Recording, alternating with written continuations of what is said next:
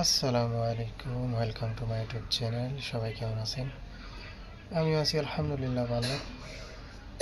তো আজকে আমরা যাইতেছি আপনার পাচার মালামে।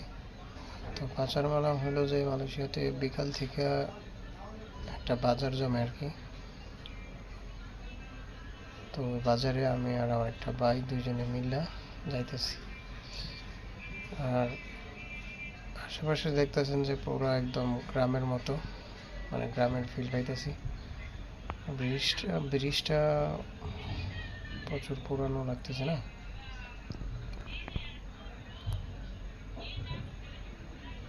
একদম মাটির রাস্তা। আর বিকালবেলা বৃষ্টি হয়েছিল, খালটা একদম পানিয়ে ভরপুর হয়ে গেছে।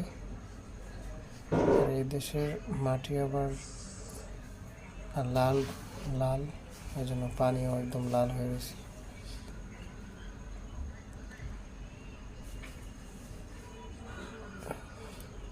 আর ডেইলি বৃষ্টি হওয়ার কারণে গাছপালাগুলো একদম সবুজ, সব মিলে মাশাআল্লাহ অনেক সুন্দর লাগতেছে।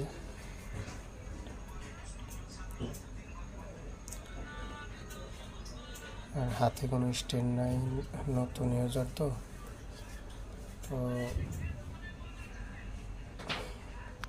মোবাইলটা নিয়ে হাঁটার কারণে এরকমভাবে মোবাইল লড়তেছি।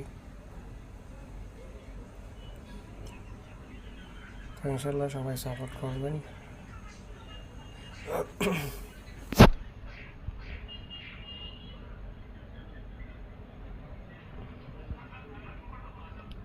ওই যে দেখেন সামনের জায়গা দেখা যাইতেছে 2-3টা দারোয়ান বসে রয়েছে।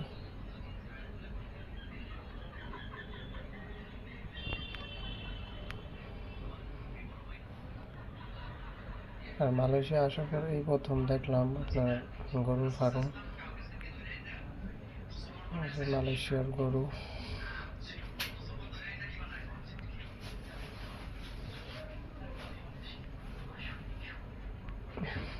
ওই যে পাশে গরু ফার্ম। আর ওই হরেন না দিয়েই গাড়িটা পিছন দিয়ে হরেন ছাড়াই নিয়ে আসে, ভয় পেয়ে গেছি।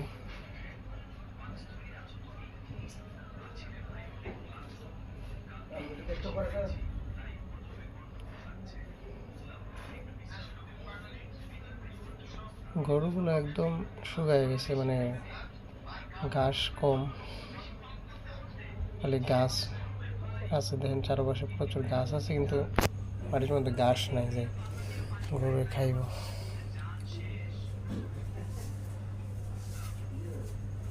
মনে হইতেছে না যে মালয়েশিয়া আছে, একদম গ্রামের মতো লাগতেছে।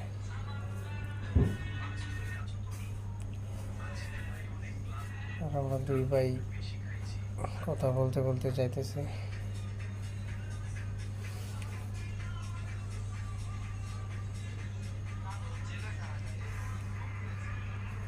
আশেপাশে কোনো ঘর বাড়ি নাই ওরকম।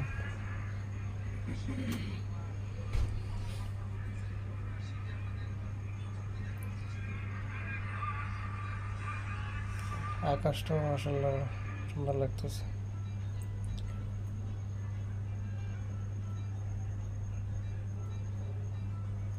ভাইয়ের সাথে তো হাইটটা পারতেছি না, একদম প্রচুর জলদি জলদি হাঁটতেছে।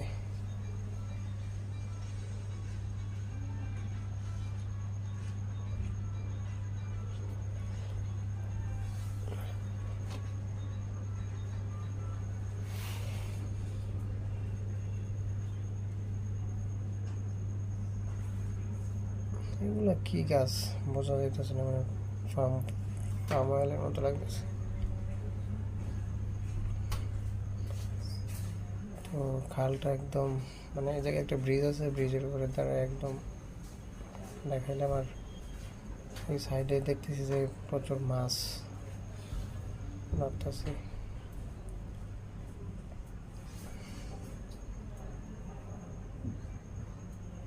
এই সাইডে অনেক মাছ।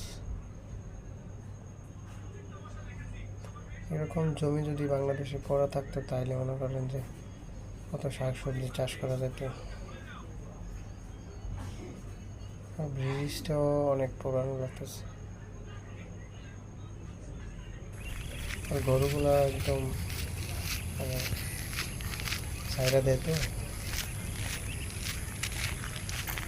গোবরে একদম